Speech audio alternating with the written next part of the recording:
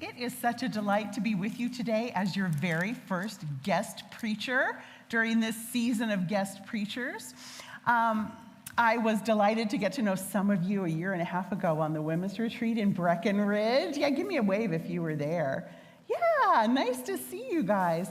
I also got to meet Abby years ago when I was in Denver, and Abby was just a bright-faced young seminarian. We met at some pastor's event, and my church in Denver was right around the corner from Claire's church, your former pastor. So Claire and I became friends and got to have lunches and stuff in Denver.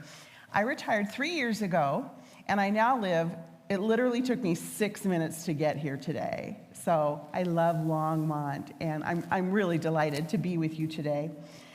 So I just want to know, this is a kind of a familiar passage. Just give me a little, if you've heard this passage before, the woman caught in adultery, or are familiar with it, just give me most of you. Okay, well maybe I'll have some goodies for you, some new goodies for you today. This is a fully loaded passage. So we're going to just walk through it so that we can really get the understanding from it that's there for us today. So it starts out that early in the morning, Jesus went to the temple, and all the people came to him, and he sat down and began to teach them. So you may know this, the temple in Jerusalem was massive. It had gigantic outdoor courtyards. In fact, scholars estimate that the size of the temple and all the courtyards was somewhere between 20 and 35 football fields. Right, huge. And this was a place where rabbis and teachers would meet with their disciples and followers. Like, it was a thing. They would meet in the temple courtyards, and they would have their discussions and teaching time. In fact, there was a beautiful colonnade called Solomon's Colonnade with big columns, and it was covered, and that was a very popular place where the rabbis would pick a spot and their disciples would gather. So that's the setting. It's a public place. Jesus is there, as was his custom, and people were gathering for a time of discussing and teaching with Jesus. So here's what happens. The scribes and the Pharisees brought a woman who had been caught in adultery.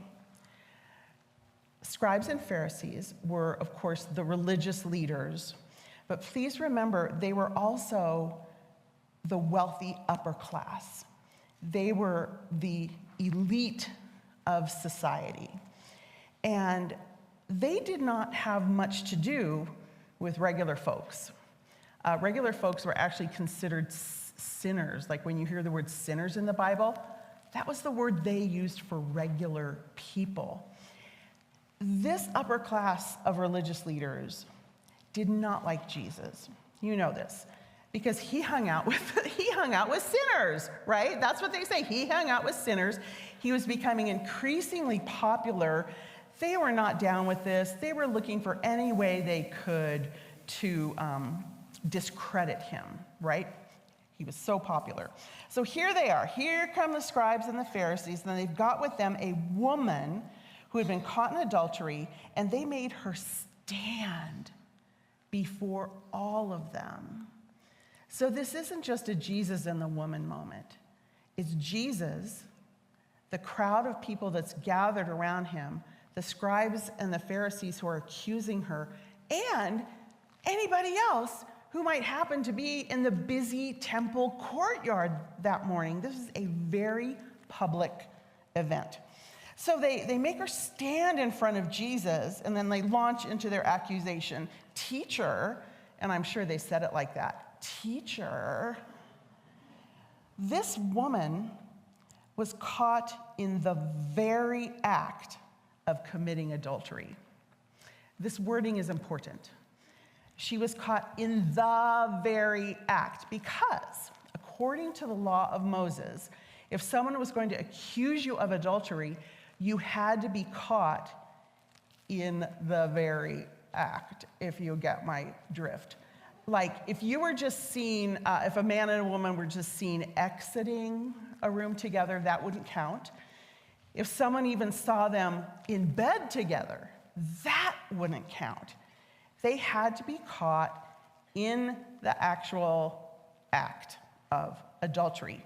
Furthermore, there had to be 2 witnesses to witness the very act. So right out of the gate, it's pretty clear that this is a setup. It feels like they arranged, like they probably knew the guy. Maybe they enticed the woman in. Don't know. She was clearly caught in the night, not in the early morning. So they held her somewhere so that when Jesus appeared, they could parade her out from wherever they caught her. Teacher, they say, this woman was caught in the very act of committing adultery. Now, in the law, Moses commanded us to stone such women. What do you say? Firstly, the law didn't say to stone the women. The law said to stone both parties. Seriously, this is a classic Me Too moment, isn't it? This really patriarchal culture. They just bring the woman to Jesus. I personally, think it's a setup. I think they knew the guy. I think it was all planned. They bring the woman, and they throw the law of Moses at Jesus, that she's supposed to be stoned. Now, stoning is a really abhorrent practice. Just so you know, there is no historical written record anywhere of anyone being stoned for adultery.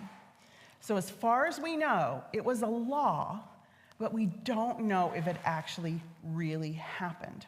Now, the other thing of note in this is that when you're accused of adultery, it's usually someone who knows you, right? It's going to be your husband or your wife. It's going to be someone in your family. This isn't like a public crime. This is a personal crime. And so it's also very interesting that they have 2 witnesses. Like it's the religious leaders that bring her, not her husband, not anybody in his family, right? The religious leaders are accusing her. So they've made this very public show and putting her before Jesus as this alleged, lawbreaker. And I will confess to you, I've been working on this passage. I like to read it and sit with it and kind of do all my study and sit with it. And while I was doing all this processing and sitting with it, I did go down a little trail off to the side. And my little trail was, there's some people I want to throw down in front of Jesus. That's where my mind went. Because I was thinking, what would Jesus do if they actually put a murderer before him and not this woman accused of adultery? And I'm like, I would like to throw some masked agents in front of Jesus. There's a few politicians I would like to throw down in front of Jesus, right? And so here I am wandering off. And what brought me back was verse 6. They said this to test him so that they might have some charge to bring against him. And I realized it's not about the woman. It's not about the woman. She's just a pawn in their little chess game with Jesus. It's really about the test. This whole thing is just to entrap Jesus so that they would find a way to accuse him of something, of breaking the law, or discredit him in some way. And so here's the way they trapped him. They throw the law of Moses at him, which is, she's got to be stoned.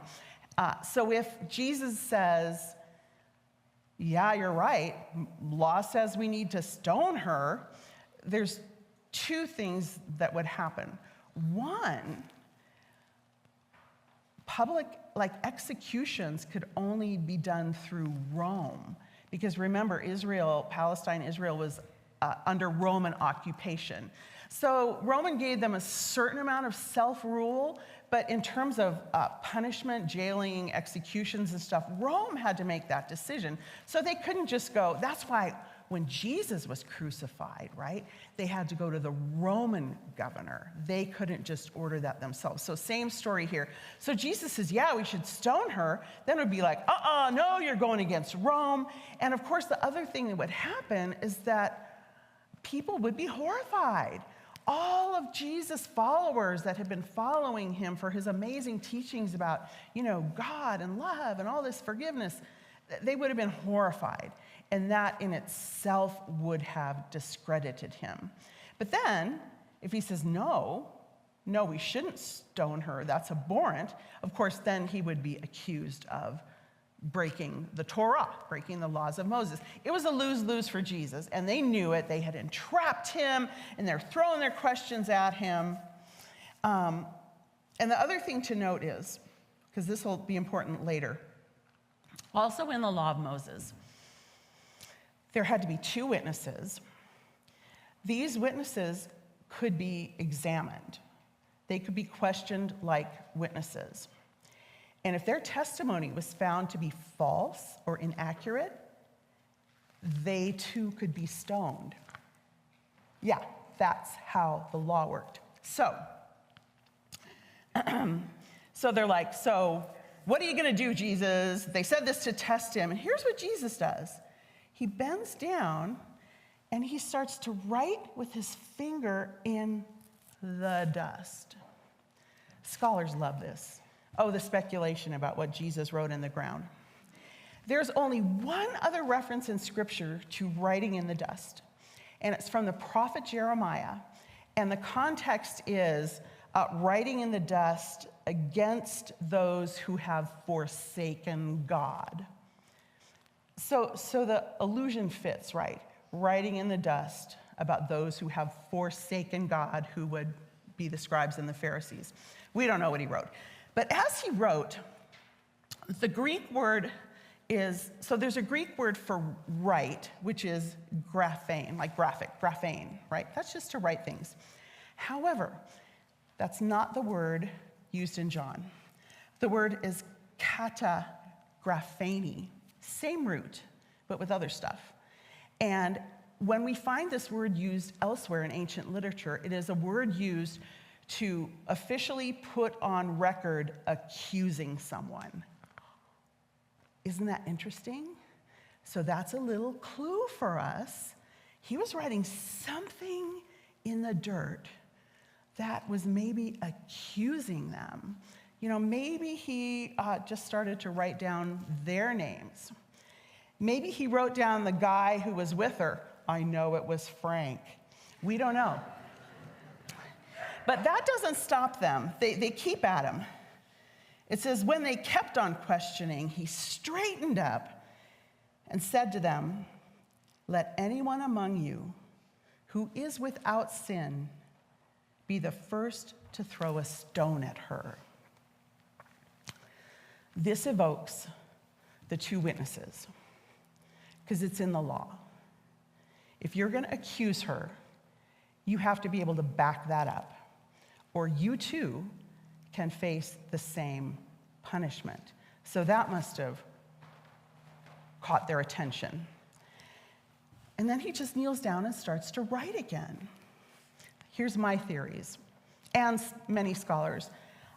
He was writing the names of the women they had committed adultery with. Stormy Daniels.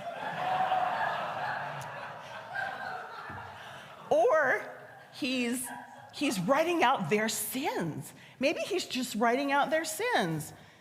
Took $50,000 bribe in a brown paper bag. Whatever he wrote, it was enough that it stopped them cold. And one by one, they just left. They walked away. And so here we find Jesus and the woman. They're the only ones left. And Jesus stands up and says to her, woman, where are they? Has no one condemned you? And she says, no one, sir. And Jesus said, neither do I condemn you. Go your way, and from now on, do not sin again. Some versions say, leave this life of sin. The verbs used for her are in the ongoing active tense, which may indicate that she was a serial adulterer, like this was her thing. And Jesus says, I don't condemn you, but go and do not sin again.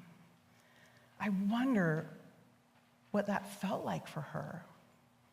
In this moment, we find out that for the Pharisees, it was never about the woman. It was about the test. But for Jesus, it was always about the woman. Because for Jesus, his first priority always was the person in front of him. We see this time after time in the life of Jesus. Whoever is in front of him, that's who gets his full attention. And so here she is, being not condemned and sent home with a whole new beginning. She must have felt such relief, such gratitude. Could you imagine what that felt like, to be standing in front of this whole crowd in the temple, only to have them walk away and you be freed just to go? I had a moment, I was trying to think of, gosh, have I ever felt that way? Have I ever felt forgiven like that? And there was a moment not that long ago. I have a girlfriend, and two things can be true about friends, right? And with this particular friend, two things were true. I love her like a sister. And the other thing that's true is she drives me crazy. And at the time, we were neighbors. We actually had sliding glass doors, and we could run back and forth between each other's houses anytime, and it was great. We were friends before we were neighbors. And so one night she was over at our house, and she was just obsessing about something, like just round and round and round and round and round, and she tends to talk kind of a blue streak. And not to make excuses for me, but I was tired, and I was just kind of worn out and grumpy, and she was obsessing. And I said something. If I could remember the specifics, I would certainly tell you, but the specifics have faded. I don't remember what she was obsessing about. I don't remember exactly what I said, but I remember the feeling of it. I remember what happened. And I said something to her that was kind of blaming, like it, ooh, is that my ear? Yeah, let's grab that red down on